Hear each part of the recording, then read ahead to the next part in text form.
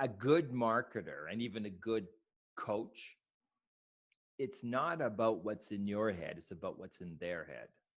It's ridiculous. You're not, unless you're teaching to yourself, you're an, I'll be a little bit inflammatory. You're an idiot to think that you're teaching to your own brain. You're teaching to somebody else's brain, and your job is to adjust to them. It's not their job to understand your brain. It's your job to understand their brain and work within the way they think.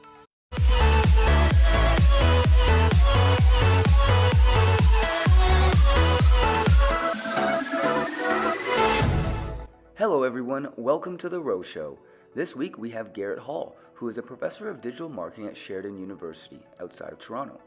Garrett and I discuss overarching principles of classical and digital marketing that has never been changed and is definitely worth taking note of. Garrett gives me a digital marketing 101, and we even get to some of the nitty-gritty abstract concepts that all relate to social media. We discuss the trend of online bullying, how social media has affected the educational system, how it's affected a teacher's ability to teach, and how that has directly affected the acrobatic coaches in a similar way. If you're a young flipper or a gym owner looking to either start your own business or learn to maximize your marketing efforts, this episode's for you. Okay guys, let's go.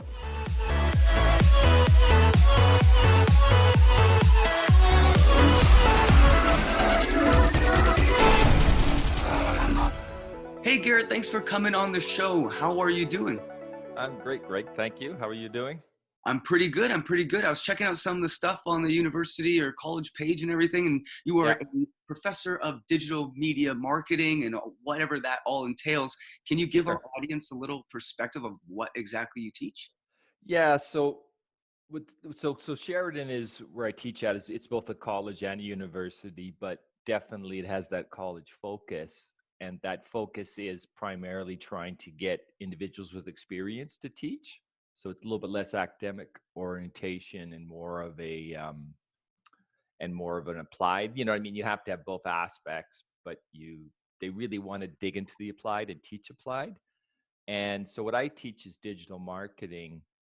And what's interesting, so I'll go a little bit of a segue here, that I began my career in direct marketing, which is a form of advertising where you would have response and you'd be able to measure the response. I don't know, you're probably maybe too young, I don't know, but like Book of the Month Club was one of my clients, or Doubleday.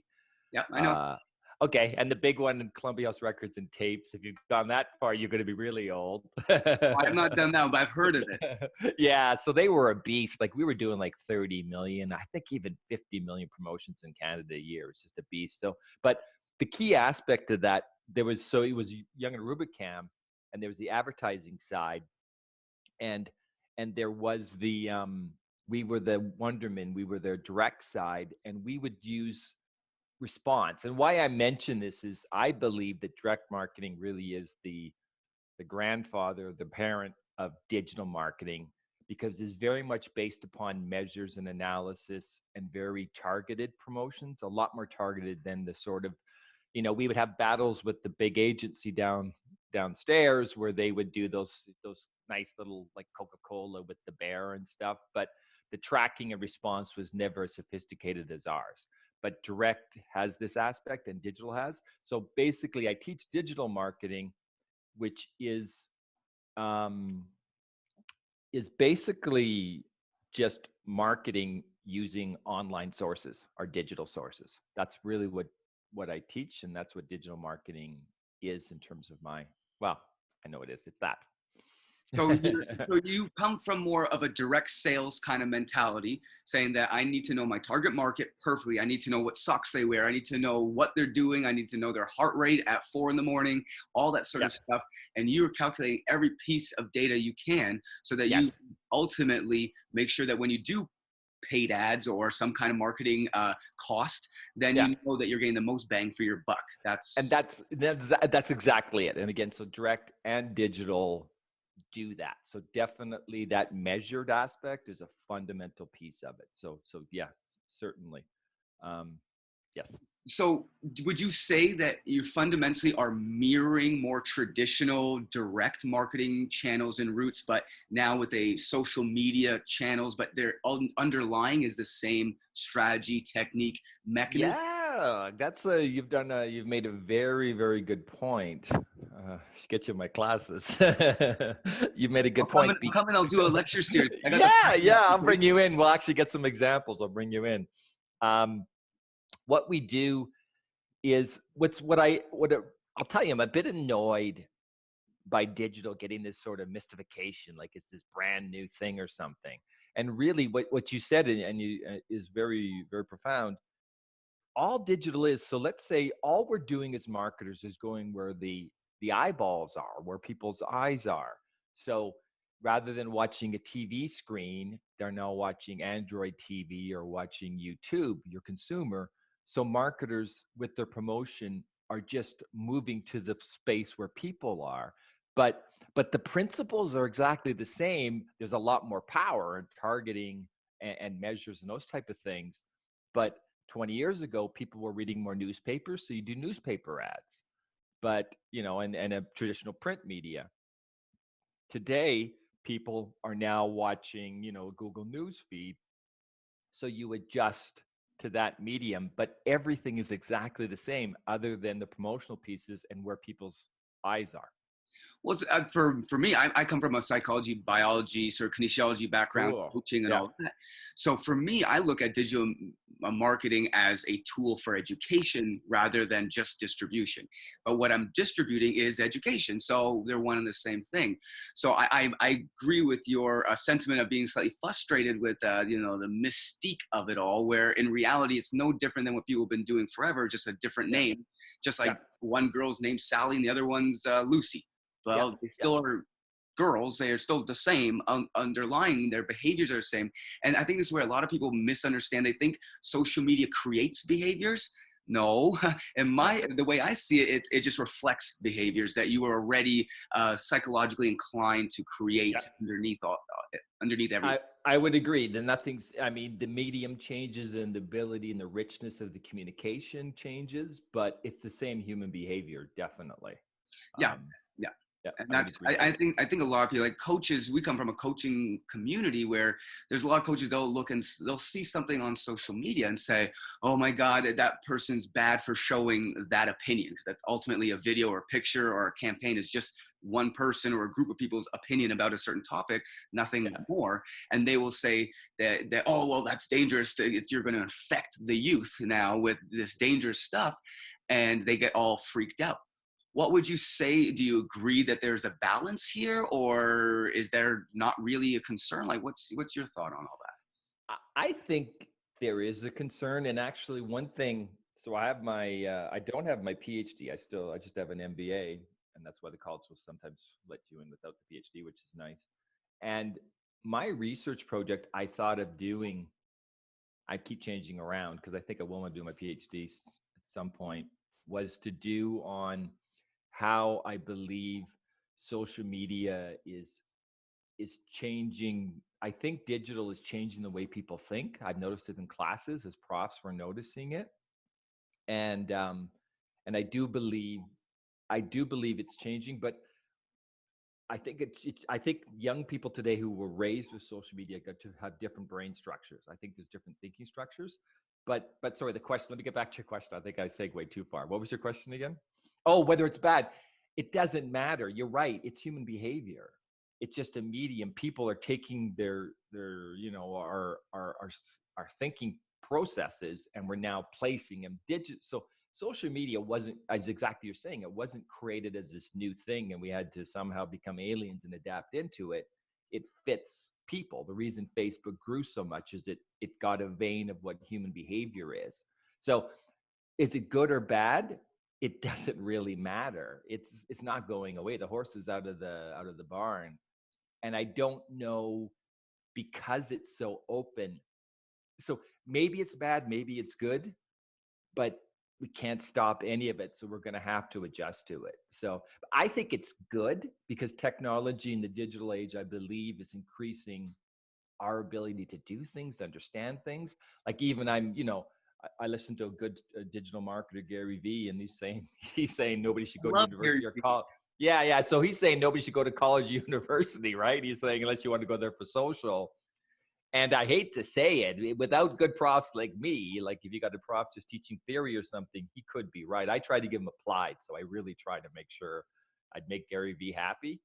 But, everything's online. You can learn everything, you can connect. And even new companies, if they do digital correctly, have a great chance to find a place into the market that they couldn't. Like when I was starting, with my own business 30 years ago, it was it was expensive. Promotion was expensive. You'd have to do all the production costs, and you usually couldn't target it very well because it was darn expensive to do ABC runs and stuff.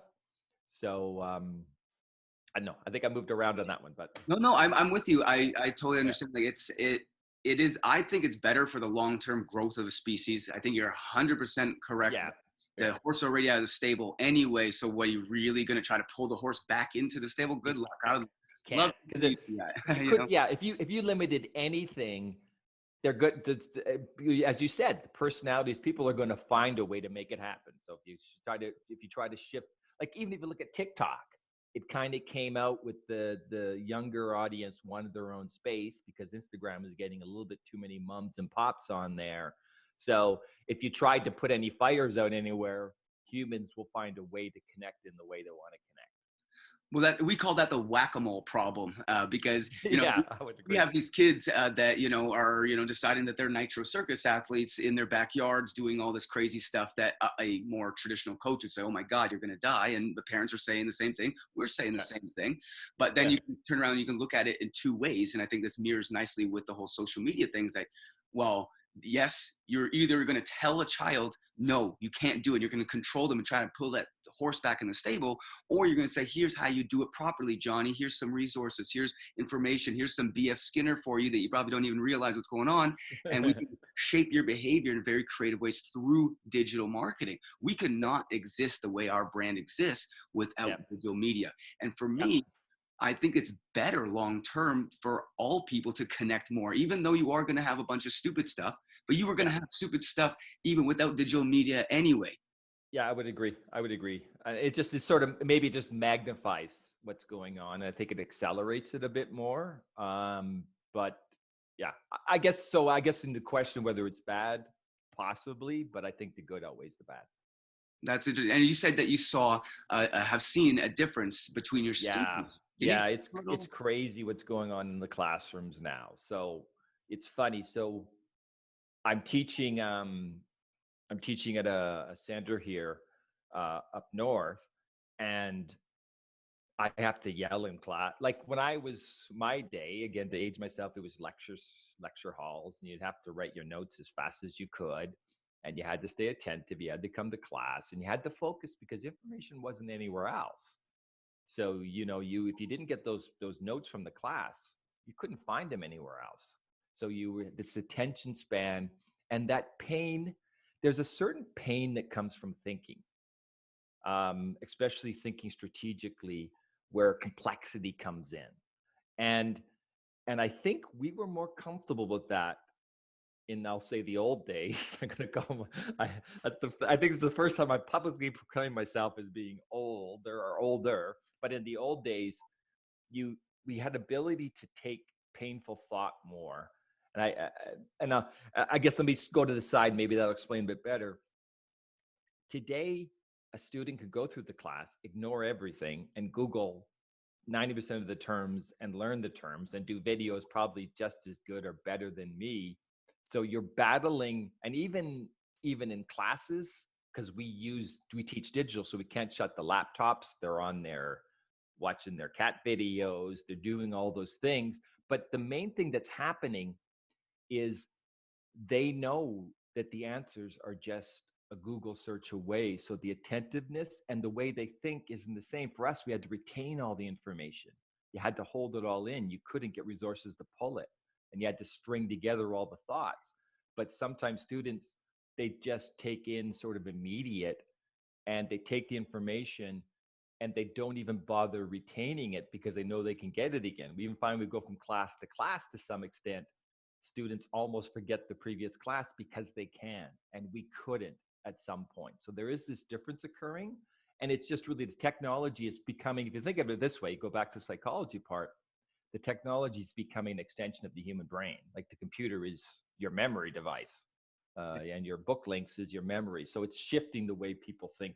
And professors, what happens is become, for me anyway, the biggest thing, you can't be as dry. You have to be funny. You have to be engaging. I have to compete against cat videos to win the class is Well, what's I going like on that. now.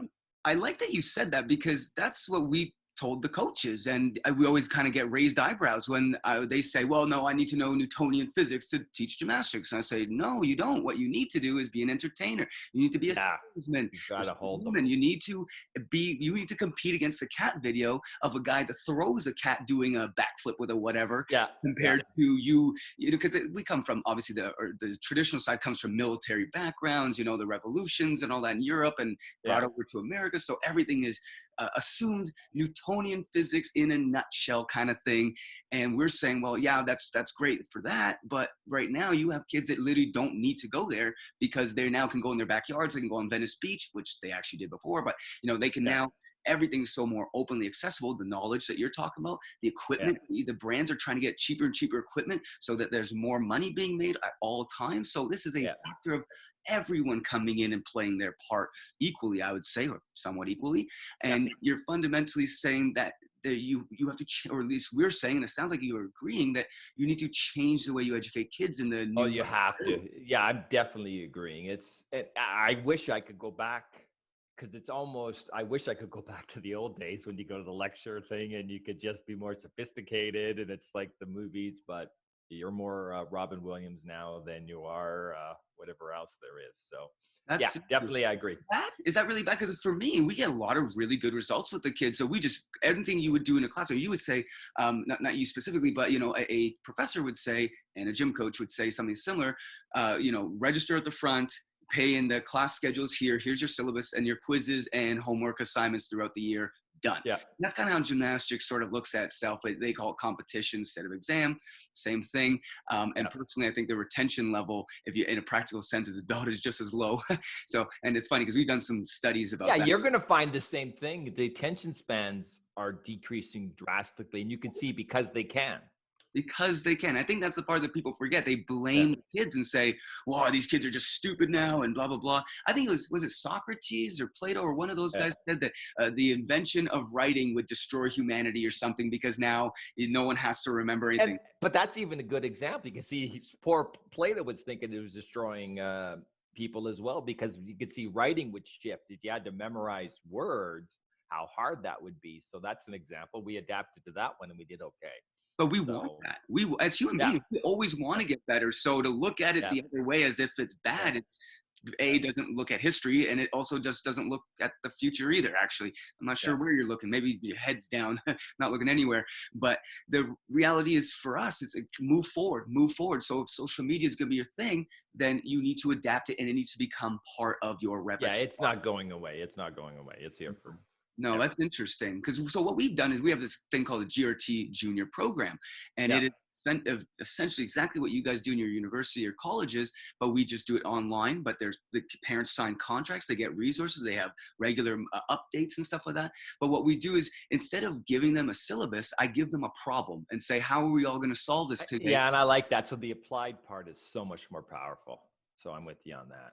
Yeah. So are you seeing the universities and colleges starting to switch the way they coach or teach their Well, no, you're right. It is coaching and colleges have always been in this space. So I'll tell you, and so Sheridan also has a degree program. So they have both the university and the college side. And, but I'll say the college has more of an advantage. Some of these universities, I'm getting students graduating where I taught at a pure university. I taught at U of IT. So I know that environment a bit more, but they are, some of the universities and some of the don't get this change you're talking about because companies in my day you would graduate with all theory, so I'd do an MBA and I'd come out and then somebody would take you over 2-3 years and they would make you into a skilled product for them that would be a good employee. They're not doing it the same way because again, there's such a diverse amount of different areas of marketing, so they're looking for more skills because because the theory part, anybody can get it. So the applied use, they want you to come in more now and be able to work right off the bat. So there is this change towards applied, and it's being pushed, and it's an easy way to learn too. Like I've done a course on, I'll just give you an example. I did a course on Google Ads, and it was all theory. And I went through the course and I thought things are going great. The students got it and everything was fine. But we got to class 9 and I just said, okay, let's create a Google ad. And we had gone through everything at this point. And the students struggled to create the ad. And that for me was a huge issue, because when we saw it, then we went back and we tore apart the course and put all these applied pieces, because I realized theory, and again, theory can be found on the internet everywhere to some extent. I guess the how-to as well, but tying together the strategy and the tactics, that wasn't happening a lot. You can't really find it as much either. That's interesting. I would always be on the applied side first, and then the theory kind of just gets dripped on sort of as you yeah I would agree, same thing. And so for our industry it's not that way. If I actually made a post the other day saying trial and error is the root of all biology and all movement, I'm with you. all that sort of stuff. You can't get away from it, just the same way you can't put the horse back in the stable. So let's work with what that is and try to make that process smooth. I get some go nowhere coach that thinks he's an awesome guy. They always do online, right? But this, and then he's, how come you're promoting the worst way of education or something? I'm just like, you're special. Nah, and again, you're getting a break from traditional sort of theorist teachers and more the applied type. And I think 50s, 60s, you could be this theory type, but it just doesn't apply anymore. That's hilarious. That's hilarious. I even called one of them out in the group and saying that you guys are working from the 60s here. Yeah, and because companies, you thought you go to P&G as a young pup, but P&G. No, because kids now, and I think it always has made sense. I think the problem is that it's almost like if you look back in just from Euclid and Socrates and all these mentors that were mathematicians and scientists way back in the day, they taught more practical stuff. Like if you actually look at the history of math, just because traditional coaches are more math oriented, even their own people are saying, don't teach the analytics, teach why they're getting there, show them the outcome and then how to get there. It's basic BF Skinner. Give them the cheese, show them what the results will be if they do this. They're going literally the opposite direction. I should mention I did a psychology, social psych undergrad, and B.F. Skinner was my idol. I love him. I was going to go visit him. He was still alive in my day, like in Harvard. I was going to even drive and visit the guy. That's how much he was my idol. Oh. I did sort of shift away from him a bit more for the social learning, but I love Skinner. Yeah, well, we use him as kind of like the core to our protein in a sense, but then we branch off into other theorists on a more specific situational basis. But every time I'm talking to a brand and they trying to figure out how to come up with a campaign, I just had one the other day, and I said, look, you need BF Skinner, you need a reward system or the machine doesn't go. That is the bottom core of what he was saying. How you apply it, that's probably your opinion more than anything. But the core is there, and social media gives that core really easy. It prints money. It's a bank. It's a money machine that just inflates over time.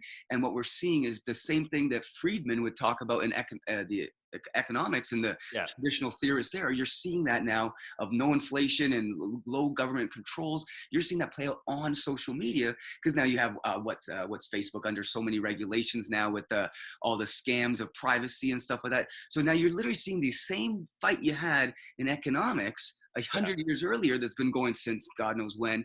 Now you're seeing it literally mapped onto social media. Yep.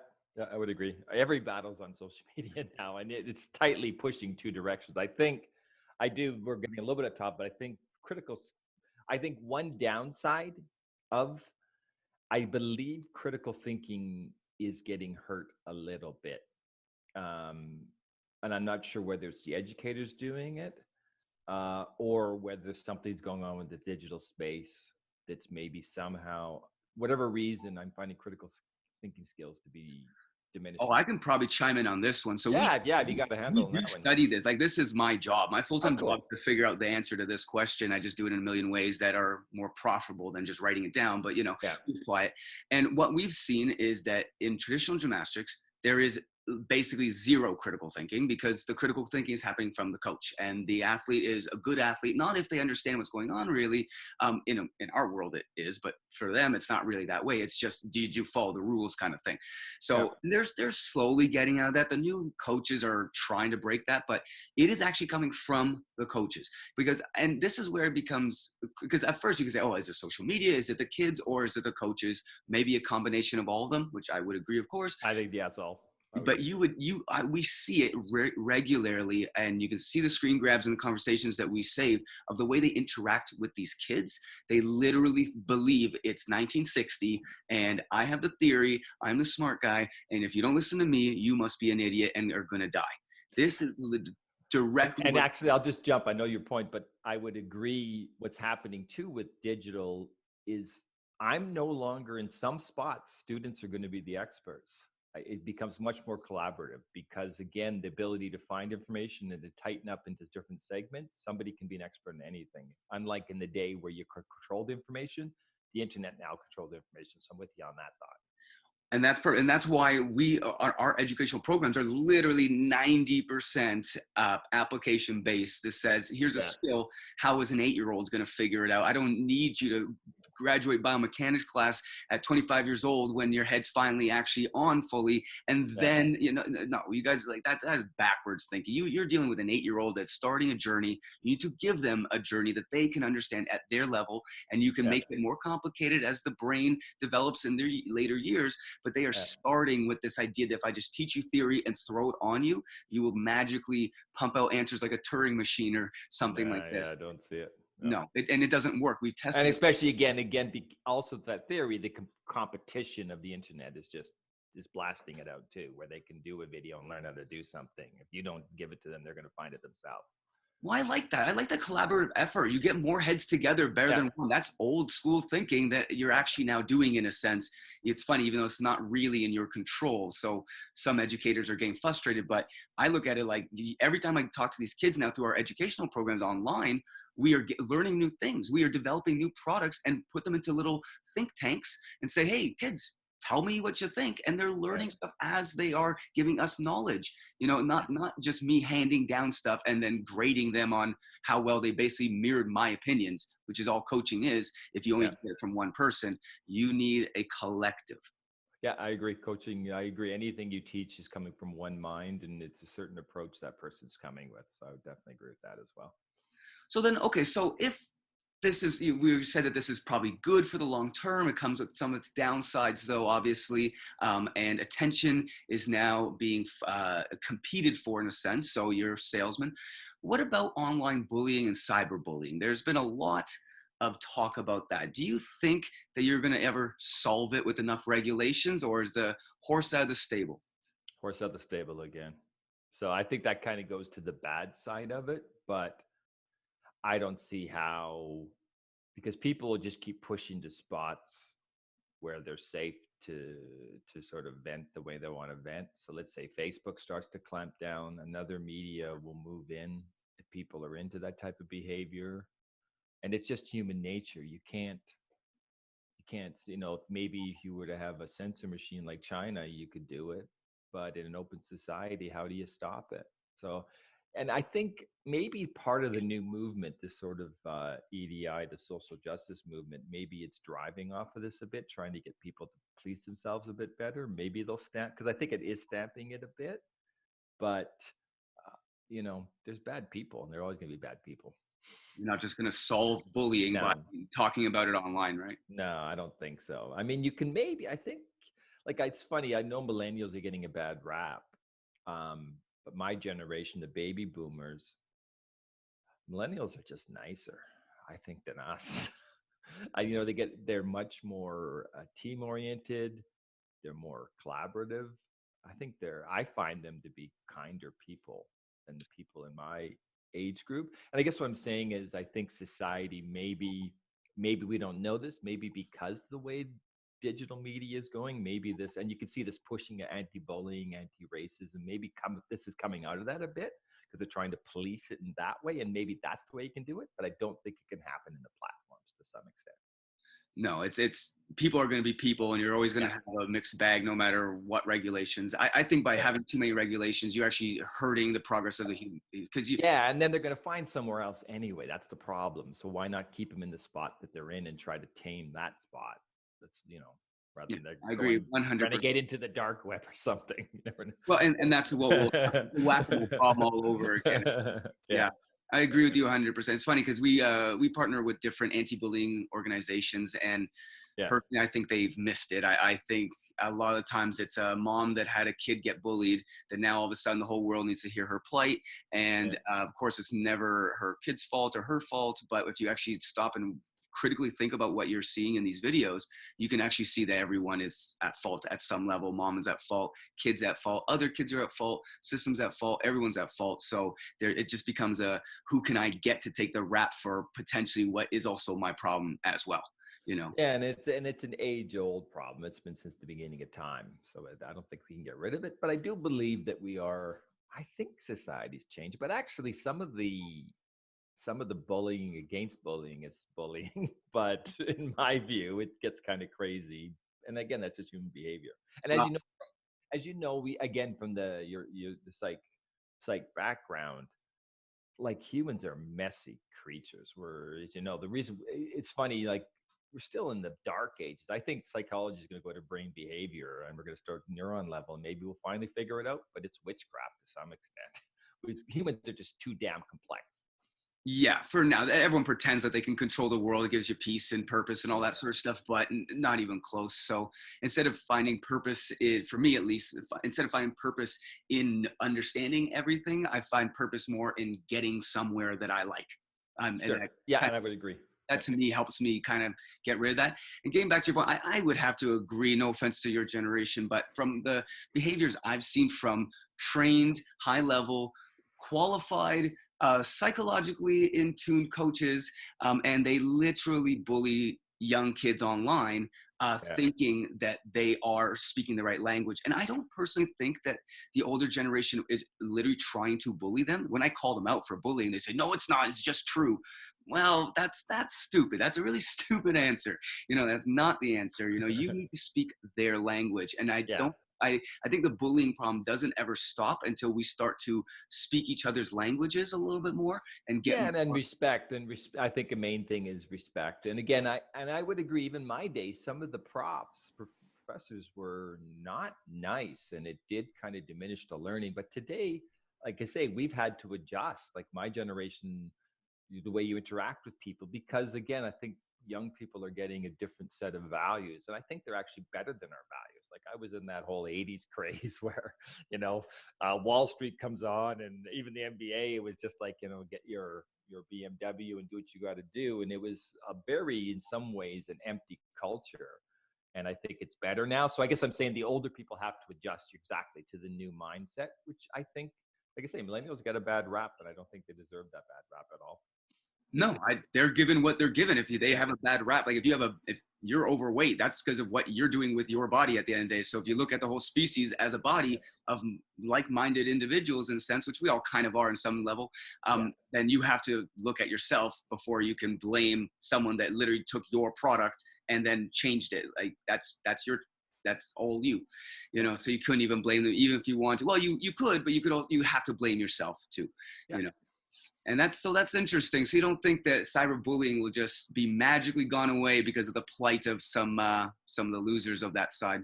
No, like I say, and maybe I'm a slight cynic, and some people could believe we can do it, but I think we just have to try to manage it and try to change culture. But it's a slow process, and it's something we're ongoing trying to do.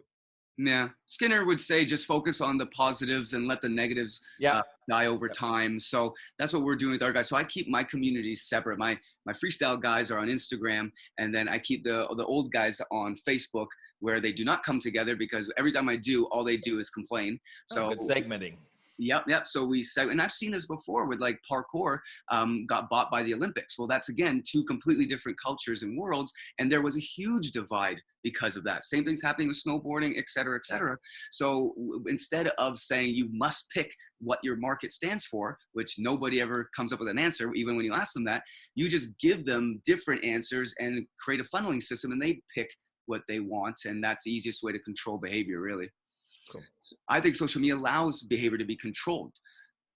Yeah, I would say, but I think it's that control is occurring, as you know, in all the different entities inside there. So from the users, from the, people controlling the platforms, from the actual spaces that they're in the platforms. I think the whole thing is, and as again, the complexity of human behavior, trying to figure out that puzzle that's a hard game. It's a tough one. It'd almost be, I find it arrogant when someone says, well, if you just listen to me, you would solve this problem. And I'm like, wow, okay, good luck. as if you'd be a billionaire if that was actually true anyway, so just go away. But, okay. So that we got into a lot of abstract, cool thoughts. Let's hone it down a little bit here, into something a bit more technical.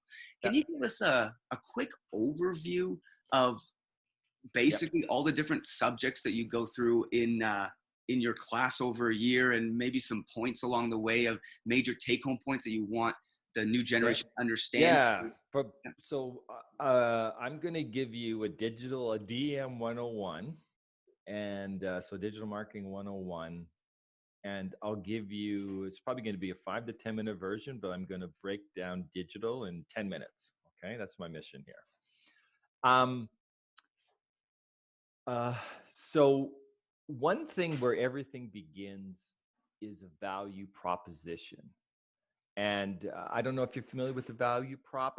Maybe some people listening aren't, but a value proposition is something, I think it came under a business model canvas, or at least they adapted it. That's the core of it. A business model canvas is sort of this quick and dirty way to look at a business. And the value proposition essentially, actually, I'll tell you, I'll give a question for you. Pretend you're in my class. What's the core of a business? Solving some problem. Yeah. So a customer problem and a product solution. And that's the fundamental aspect of value proposition.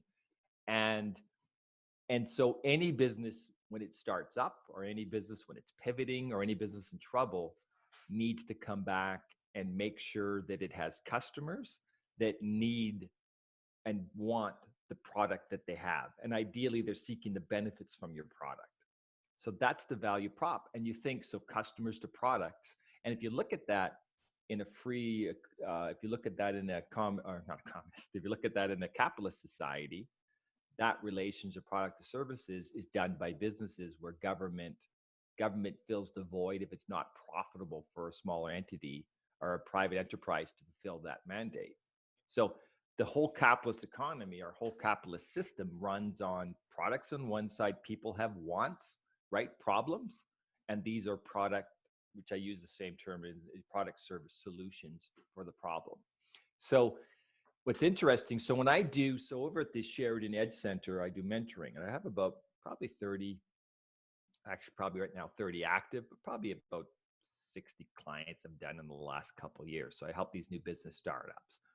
And the first thing they have to do is figure out their value proposition, because the one caveat in that is that product solution and the customer problem, ideally you're finding a unique space, so you're not competing on price, or you're going into a spot where there's so much money into it that some entrants can just roll right into the same place and do it that way. But ideally, a lot of it's very competitive. So really, when we're looking at that value proposition, we're attempting, and this is leading towards digital, don't worry, but this is the foundation.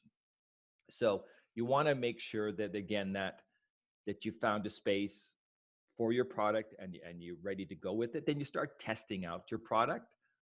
But so that's the first level. There's a layer below, and this moves towards digital, because really when I do my teaching, I start with a value prop. And then there's a layer, I'm going to call, this is my new term, I'm calling this a micro value proposition. So I should go inside there and try to patent it. But now we're going to let it sit. I'm on the record here with you. So micro value proposition. What happens, actually, I'll give you my John Deere example. So John Deere riding mowers, those little riding mowers you sit on, right? You mow your yard. It could have, so basically a riding mower, if you look at the high level, a riding mower is a solution to somebody having a big yard with lots of grass, a customer problem, and it helps them do that easier. That is an overall business layer. Now you could go a layer below her, so that target market could be into target market segments, or they're called target audiences. And you break that customer into the same product, but they have different benefits that you're seeking from it. And so those benefits for a recreational user, maybe that's one target audience. And then maybe the other target audience is landscapers. So you've got those two groups, and the recreational, and I use this a little bit as a joke, I'm not sure that has this, but maybe the recreational user wants to drive the riding mower on a Sunday and have a beer and have good speakers. Maybe wants nice leather reclining chair. So that's their benefits they want.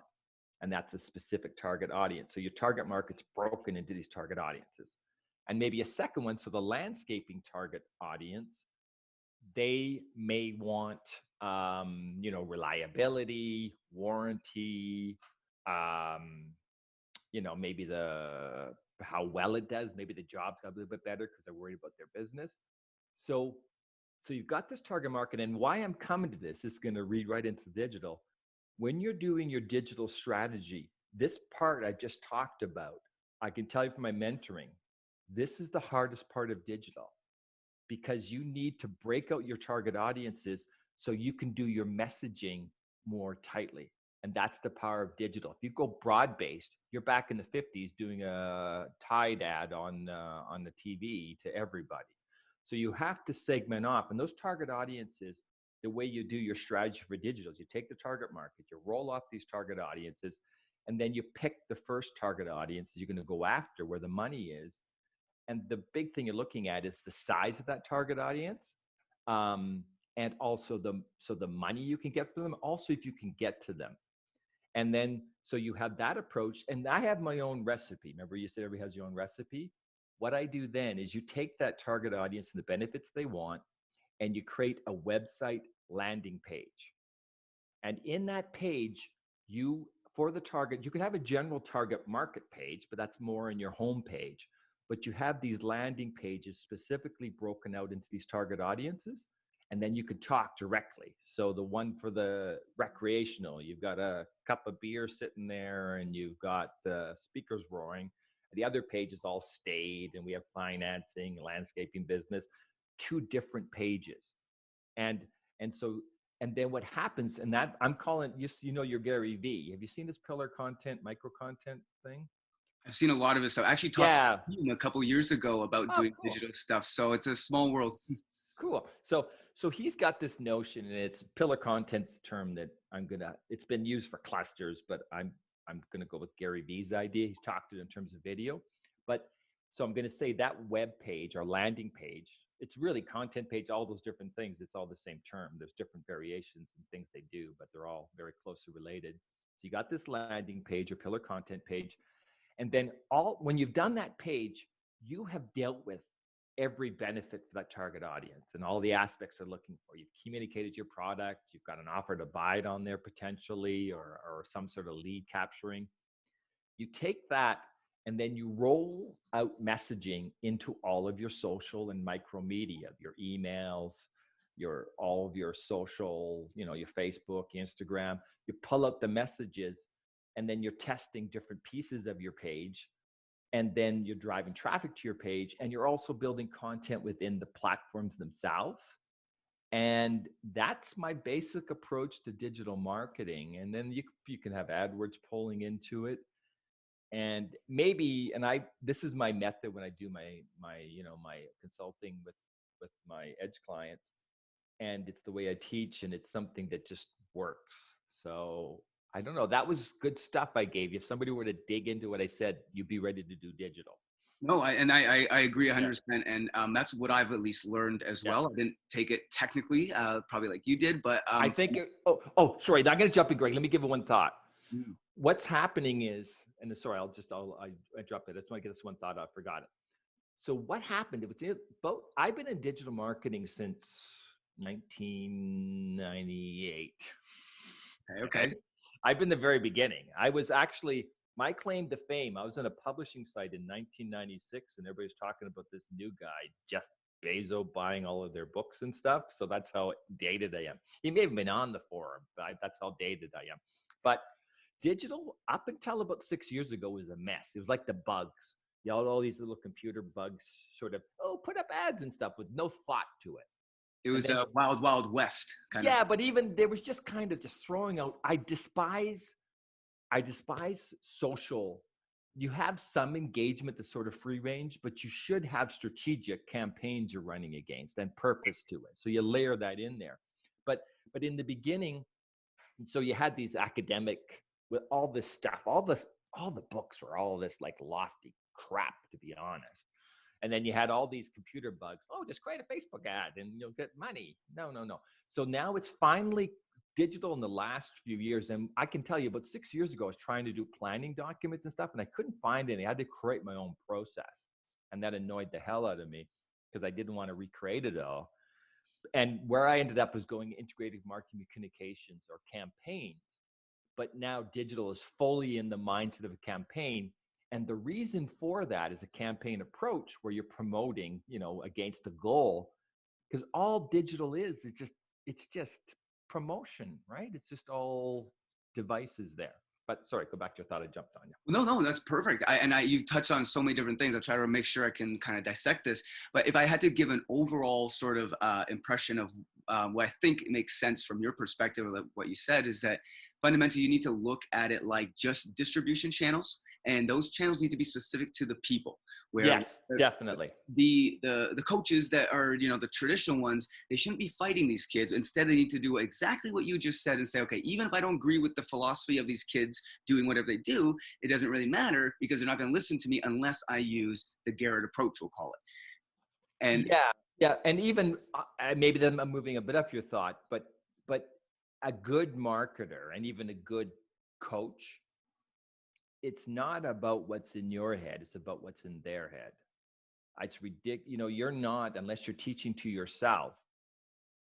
You're an I'll be a little bit inflammatory. You're an idiot to think that you're teaching to your own brain. You're teaching to somebody else's brain, and your job is to adjust to them. It's not their job to understand your brains. It's your job to understand their brain and work within the way they think.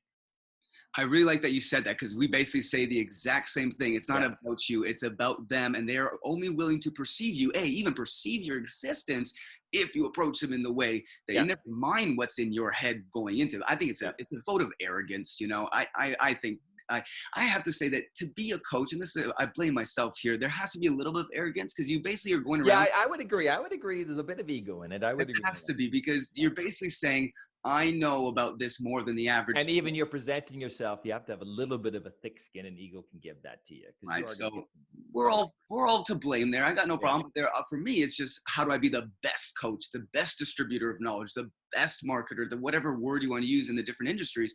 Yeah. And we're doing the same thing like what you're talking about. We're promoting literally the exact same thing. It says I need to figure out first if I'm going to go after freestyle kids. I need to know what's the psychology of freestyle kids. When do they get up? How much do they spend? Where do they live? What's mom and dad think about religion? This and that. Like we've seen the stacks of these target market sort of thing for one influencer proposal that talks about which church they go to and this and this and that. And you need to do that as much as you can. Yeah, the more you can tighten it up, the better. And then just making sure not too tight, but tight enough to give you a good group, but tight enough to compete out there. Because then if you got that messaging that's more tightly associated, you beat out the bigger companies because they can't do the micro the way that a small business can. They're not as nimble. So what we do is like back to the GRT program, but we do this with everyone anyway. We make groups on Instagram and we put different target markets in these groups. Even if I'll have a full educational thing of 200 kids, but even from there, I'll put them into specific groups for wherever country they're from or this, doing exactly what you're talking about. And they get their very own, I would say, customized storyline. And this is what I think marketing really is. It's not selling a product. It is telling a story. Marketing is information, entertainment, engagement, and the customers create their own ad.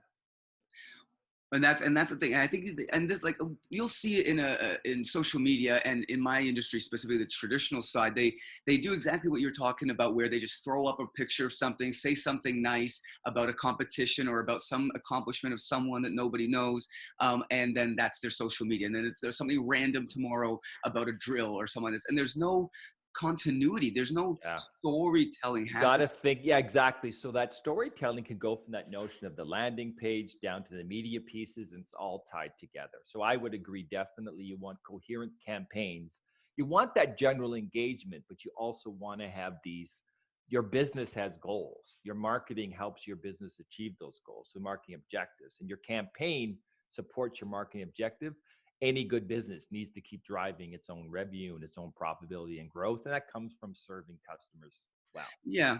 I think it's a lack of being understanding the value proposition, which you said, as well as the fact that humans live by storytelling. Yeah. There's a lot more people that will read Harry Potter books compared to whatever random stuff that is out there. So Sure. when we do our social media, I just do the same thing. So we're nothing more than a news site where I just repost other people's stuff, give them a little promotion, help them out a little bit, and then from there, my story is very simple. Automate posts for 4 posts a day, evenly throughout the day, Yeah. and that just automated. I get that done within 20 minutes every morning, and that's it. Then I go and I start making actual brand campaigns and stories, and all it is script writing, really, at the end of the day for me. But connecting from where am I finding this person, whether it's randomly through a website, on YouTube, but they've already been a follower, or on YouTube, but they're not a follower, and this and this and this. And like, YouTube gives you the option to actually change what the view is. And I think Yeah. if people realize that it starts from that very first impression of someone who doesn't know what you're doing, does the thing that they just saw, whatever it is, make them say, what's next? As Yeah. long as there's a what's next, even if that's nothing to do with your product, which is really interesting. I'm gonna bring this up because you talked about John Deere.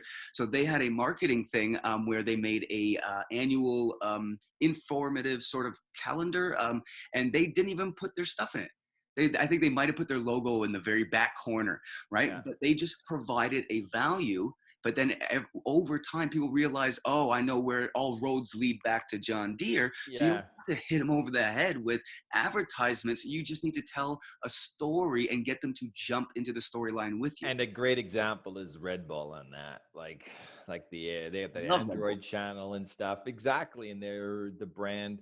And I think part of what you're getting at, and I didn't quite mention this, I'll push this in, especially for social media, you have to be fun and entertaining. It's got to be a party. And actually, there's a book, Jason Alexander put a pop out to a book that I just read on social media. Social media. I'm going to pop them out. There's no benefit to me. Social media 2020. It's a really good book talking about this notion of a party inside these platforms. It's got to be engaging because, again, all of that content you have is still battling the cat videos on the other side, right? So, Yeah, I don't think it's that complicated. We find it very easy. yeah, it's relationships, it's human behavior. I agree. It's not as complex as people put it. It's about genuine, entertaining interaction is how I define social media, with the odd ask for something from the Well, we person. do it in the way where we'll ask, but we're not asking for something. We'll say, hey, we have another event for you coming up. Get Yeah. tickets above. And it's not oh, I need your money. It's saying, don't you want to go to another event where all your friends are going? And Yep. then obviously there's a financial trade in the background. There always is in some way, but I like to make sure that it's not hitting them over the head. We will not post just blatant advertising. No, If no, we no. work with a brand and they say, hey, make a post for $1,000, you make a post, I'll say basically no, unless I can steer them into a campaign that lasts and provides a storyline to my consumers. I literally won't take the money because it's worse. It fractionates your whole brand image to stuff that isn't related. I think you can have an ask at the end of your story because ideally, as a market, you're trying to get them where, but they know that deal. People are not upset if you're not. They can tell hucksterism or just pushing or greed. They don't mind the odd ask at the end of the story process, and that's, you know what I mean. It's a trade-off. They know it's going to happen. If I get a hero paper from HubSpot, they're going to ask for my contact information. I know there's an email coming to me within the next half hour, and that's fair. Yeah. You know, so. And okay, so now we've looked at it from if you are being the social media person and it's about value proposition and storyline telling and Yep. continuing going for years and years and years. Don't tell too quick or you won't engage. What about the Yeah. brands? What about the brand side? How do you approach a brand if you needed some kind of digital campaign and someone to buy it and give you 100 grand for a 6 month campaign? What is your strategy to approach them or not approach them or to get new brands on the line if you're a young influencer looking to make a career at social media? So brands, so I'm a little bit, I kind of really didn't like the notion of a brand, but I was a little bit biased because small business doesn't, so I usually deal with small business and they don't have that ability as much. So I'll give you my notion of a brand and it's going to be different than any. Nike's not going to be happy in terms of where I'm sort of coming at. But for me, that brand is, is this is going to sound, well, do it with love and you are fearless, Dalai Lama. But what I'm going to say is the brand is built on, let me give an example. Trump winning in 2016. I believe he won in a large part because he was authentic. It doesn't matter what he was saying, but people believed him over Hillary because actually all the crazy stuff he said had to make it authentic. So I guess why I say this is if you're authentic and genuine and you have a giving attitude and you go with that mindset and you interact, people will, they see through you. If you're not having a genuine giving mindset, you're in trouble. So I guess I'm saying the brand is giving information, giving entertainment, thinking about how can I help somebody viewing or relating with my business and not necessarily worrying about the bottom line. You do, of course, have that built into it. You're a business. But by this giving attitude of information, entertainment, engagement, that is a brand. It's this relationship and genuine discussions, genuine information. I keep going back to that, but if you're real and you really care, your brand will build itself. So you're I think this really matches with the way I see it. I don't see, we never cold call a brand. What we do is plant seeds every single day from a very non-invasive level, from just, hey, on LinkedIn we randomly connected, can I ask for an interview? Can we do Yeah. this? Hey, can I just get some information about that? I had this question about Euclidean geometry because I'm a gymnastics coach, and you just get discussions going with people. We're planting seeds metaphorically, and we just wait and wait, keep watering them, keep dripping them once in a while. Yeah. Hey, Yeah. how you doing? And over time, and then all of a sudden trees start blooming, and these trees get more valuable all the time. It's an exponential growth. Like, we had a guy that wants to now form a whole new corporation with us and got like $5 million backing it. And he said, I've been watching you guys for 2 years. I was like, oh, I've been watching what you guys have been doing, and now I know that you're the guy I want for some equity. And I was like, okay. And for me, that happens all the time, so we live on people coming to us instead of taking time to hire some guy that's going to pick up the phone and from God knows where, we're saying, take the time to wake up every day and go on LinkedIn, go just through stuff, comment on people's stuff, and genuinely just learn some stuff and connect with people authentically. From there, you basically say, okay, well, I have this person that does this. I have this person that does this. Like yesterday, I was talking to a guy in South Africa, and I have another guy in the US, and I'm just, in my head, there's two completely different business models, but I'm going to shove them together, and I'm going to somehow pop out free money for value for everyone involved, that we all split somehow. And therefore, we're not taking money from Peter to pay Paul and saying this is a trade and this is the cost of the trade. We're saying we don't need to trade. We need to bring together everything and invent money in some third realm that literally didn't exist until these two pieces came together. And that's how we just consistently do it all day. Is that fair to say that that's a good? Yeah, you could. So when you look at the funnel approach, right? You probably, people haven't heard. So the notion at the top of the funnel is this promotion, like I'm talking about, these landing pages and social posts where you're engaging the top of the funnel, trying to drive people into your web, and and then once you get them to the top of the funnel, you move them to the middle of the funnel where you do more of this drip, where you build the relationship, and even how you reached out to me on LinkedIn.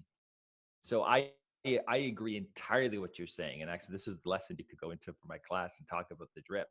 Because I keep, it's funny, I'm teaching this middle of the funnel and this engagement interaction.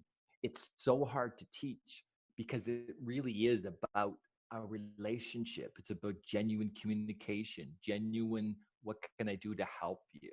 Like how, so, and it's hard to teach because it's really you're interacting from one human to another in a genuine fashion. And I you think you have can't, to learn it. And I had to learn it because when I first started, I did everything that everyone else does. I go, Red Bull has money, therefore I want some. Hello, and I come up with a perfect pitch and everything like this. And then, of course, I get no response ever. And then I'm like, okay, so then, but just naturally, just through time, we started planting all these seeds yeah, accidentally. But then we found that that actually was always more valuable for everyone. So all we do is try to solve yeah. people's problems in different ways. That's my Yeah, job. if you would have given me a canned email, I get about probably my feed's getting pretty big on LinkedIn.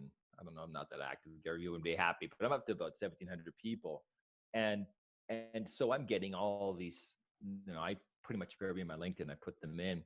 Um, I get these canned emails and I ignore every one of them. I have no time for it unless it really fits with what I want. But they would have to have looked at my profile and understand who I am. The emails have to be genuine and they have to be specific if I'm going to look at them. So you're gonna so if you are an influencer, you want to just think of that whole value system of just Yeah. getting to know people rather than pitching them, and then also that you want to stay away from cold calls because ultimately it's a waste of time. Waste And of time, reality in is my you're view. not even figuring out, you're proposing something that you have no idea to a person, just like the coach talking to a freestyle athlete has no idea what's already in their mind. So you're better off stopping and researching the company, commenting maybe on their posts a little bit, talk to them just, hey, I love Red Bull cans. I'm doing this and that's great. Thanks. And here's a cool free video, give them some offerings, help them out, engage. And then from there say, hey, by the way, I also had a new project. You might be interested somewhere. Yeah. Once you build the relationship, then you do the ask. Yeah. Even you look at the Gary V model, the sort of jab, jab, jab, right hook, or even the now the new rule in social media is the 80-20 rule, 80% give, 20% ask. I'd even say that's like a 95 give, 5% ask. So, and then if you think of a cold email or something, it's a pure ask. Like you haven't related to me, you just punched out what you want from me. I'm now repulsed by your email. I'm not going to engage with you because you don't care about me. I'm going somewhere else and talk to somebody else Good who at point. least gives a crap to know who I am. If you don't have the time to look at my profile and to message something directly related to me or even slightly related to me, you're lazy and you're greedy, in my view. I would agree 100%. And I have to be very honest with myself is that I was that greedy guy at first because I just saw dollar signs when I started the business. But then Yeah. as I kind of fell in love with the business as it developed, because it generally was a business that I have a 80-year-long goal, well, thousands of years if it exists past my lifetime. But, once I started really falling in love with my business and it wasn't just about the numbers, which it's tough. And your customers And too, yeah, right? You're falling in exactly. love It with wasn't, yeah, exactly. It was just about the fact that we're getting so, which is tough because it means that you have to get some money first before you can be nice. So it's a bit of a catch-22 in some ways. And or you could start with you can start with a side hustle, or you can start, slowly. And if you're desperate, if you're pushing too hard, you're going to run into trouble. So you either have the money there, or else you're starting with other money as you build up this genuine connection with your customers and genuine platforms. yeah, you can't fast track it. You're gonna have very No, limited. no, I would say even like SEO, look at search engine optimization, it's a 6 month to 1 year deal. And if you try to push it faster, you're going to end up just falling on your face, in my view. Or you get lucky, but you don't usually Or get you lucky. spend a lot more money than you should. Yeah, you could blow money that you shouldn't be spending. You just get Yeah, wasted cash. yeah, it's I think business has to be a lifelong passion. Yeah. It's not a, oh my God, I need to save money to buy a car. That's that's stupid in my opinion. I've never bought a car or anything. Every time we make revenue, I literally just put into a new business and think, oh, what do I want to invent today? Oh, I want a restaurant. Cool. Let's start grabbing some partners together and seeing if we can Yeah. come up with a restaurant deal that has to do with acrobatics or some way. And how do I do that? And that's that. Once you're kind of in that mode, I find it's a lot easier, more fun, and you're not focused on the money because you know it will come. And you Yeah. have services and channels and products that you are regularly pumping out, but on a day-to-day, I don't look at numbers. I never talk to my accountants No. because I already know the money's coming in there. I just get to play with my customers and interact and enjoy their company. And the neat thing on all of that, you do have all that massive amount of metrics in digital. So you can measure your authentic approach. You can measure your drip approach. You can see how effective you are if you're measuring it. Does that make So it non-authentic then if you have to measure it? no, no, no, no. That's very authentic because what you're doing with the measuring, if you do it, my notion in digital, you're seeing what people care about. So you're trying to understand whether you're talking in a language or the message is something that they want. And that's the key part of digital to see, do they care about what I'm talking about? And your metrics can help you on that. And then That you could take them even further down to your sales or profitability and you can line it all up. That's very interesting. I got into an argument with somebody once, well, a while back, and it was one of these mumbo jumbo things about morality. We should all love each other and stuff. And I said, okay, guys, but let's look at the practicality with the biology here. If it was this simple, then this wouldn't even exist, actually. So by your post, it actually means you're contradicting yourself, And then the end of the post, I said, well, if she said, well, you obviously have no morality or something. I'm like, okay, but like, and I'm saying exactly what you said was that, well, if morality is this thing that you should have, which apparently it is, I don't believe so. I actually think it causes just as much damage, if not more. That's a whole nother topic. But then I say, well, if that is the answer to life, is just have better morality, well, don't you want to study it and in depth and understand exactly what morality really is before you start just getting some free attention because you pretend to say something nice that you don't actually believe in? So Yeah, and I would say, and people know unauthentic messages, and even now with the social justice movement, some of these brands coming into it where it doesn't fit. If you're going to fake morality, I think you're in trouble. I think of morality. Morality is just values, and for me, morality is you have your own set of values, those things you need to keep your own peace in your own mind. But part of that process is to understand the values of somebody else, and again, their morality, and you're trying to be conscious of that, and you're trying to, again, a true genuine relationship, friends, you're talking and you're trying to understand them, they're trying to understand you. And that for me is a notion of morality. There's basic rules. Religion can give you some good things, psychology, philosophy can give you some good things, and you bundle together who you are. But I guess I'm saying is that your values and morality is trying to, for me, it's moral to try to understand somebody else's values and their morality. well, that's what I see. I don't see. Everyone runs around as if, oh, I'm a good person, and if you don't believe what I got to say, then you must be a bad person by Yeah, logic. and that's ridiculous. And I think that's where the lack of critical thinking is coming in this day. Because everything always has, for me, what I did for, we're getting a little bit off topic, but for me, morality, I always test myself. I push against myself to see if my morals still hold. And I try to adjust them given conditions around me. I'm always testing what I think. I never trust anything. As a marketer, you never trust anything in my view. You're always trying to say, am I right? I could have been wrong. The views I had 10 years ago, they're wrong. So you're always adjusting and trying to adapt to the culture and the values of the culture. For me, it's just what's the response that I'm getting? Am I constantly getting good feedback from our Yeah. people, or am I as my sales going down? Because I can't really trust myself. I have no idea what I think on a regular basis. Uh, I'm not trusting anything that I think. So I'm and going to that's let perfect. That's yeah, I'm going to perfect. let everyone else tell me the reality, but I will filter it based on my direction and my experiences and stuff like that, and the rest just gets thrown away. And And that's how those measures help you. So they get that space, and those measures, if you do them right, will show you how all of that effort moves its way towards your profitability. so you think you need to be measuring your social media Yeah. and Yeah. graph. You have to, every tactic. That's what I say when you run that campaign, that marketing objective. When you do a campaign, you have a purpose to it and you run against that purpose. And that purpose usually is a business objective because whether we like it or not, like I get some clients coming through in terms of mentoring, and they think just because it's a good idea and it's a good thing to do that the money will come. But no, the only reason money comes if you solve a customer problem. Yeah, I think so. I think people they look at social media like it's a telephone where they can communicate their thoughts, but in reality, it's a dimensional world that mirrors our world, and people behave on it the same Yeah. way they do in the real world. And you need to solve a problem with your social media. Even if you're a gymnastics club, we did some seminar thing for some gymnastics guys, and they said we gave a talk about that. And you look at these guys' social medias, and you realize it's just random stuff that they like about themselves more than anything. Yeah, and It that's doesn't solve ridiculous. anyone else's problem. And then you wonder why they only have a couple thousand followers, Yeah. and then they're using paid ads to cram stuff down their throat, where they could save money plus be more effective if they just started telling a story by just stopping and thinking about a story that their brand should tell over a year. Yeah. Yeah.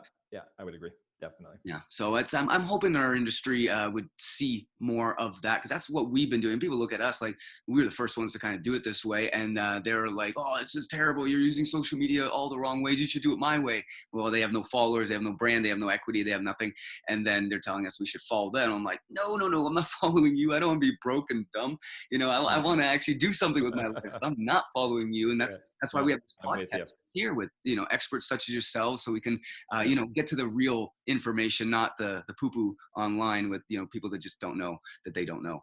And so I really appreciate the time that you've taken to talk. I Thanks, would Greg. love to come down to your college and I am. When that middle of the funnel, I'm serious. I'm gonna have you. I'm doing so I'm building a new course now, and it's we did a digital introduction. It's applied where you bring them through SEO all the way through doing, that pillar content and rolling through the micro. I'm doing a new one in the middle of the funnel. I'm gonna have you come in and talk about your drip, because it's hard to teach that drip idea. Because really, it seems so simple. I know I can't message them every day, so I just wait till I think that they'll want to hear. Where it's hard is that you have to you're thinking how to can it or mechanize middle of the funnel, and you can't do it very effectively. That's what I mean. So it's hard to people understand that the system is really your own personality and your giving mindset, and how you teach that is just brutal to teach, because it's messy. It's more practical and relative and stuff like that. It's not very technical. It's not like step 1, do this, step 2. Yeah. Like you do an email and you have a genuine engagement. You look at your target audience, or you are the lead, and you try to. So it's almost, think of it as common decency, and it's you care about somebody. You want to not waste their time and have good discussions and stuff. So anyway, I'm going to invite you into that one for sure. Perfect. Well, I really appreciate you taking the time, and a lot of really good insights here.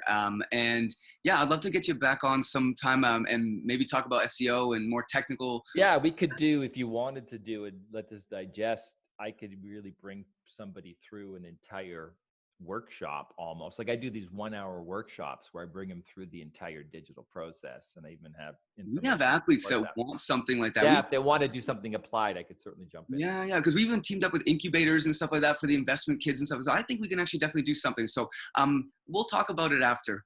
But I really appreciate it, and have a great day. Yes, it's been great. A lot of fun. Thank you.